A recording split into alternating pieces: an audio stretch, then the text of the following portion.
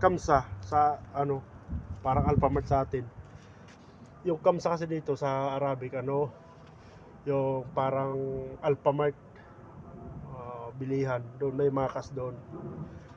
Pag mga 50 real mo dito, malaki dami nang mabili. Yung bili ko nga ngayon, 54 real lang yun. SAR. Dami na. Diba? Ano ka? Dami dito.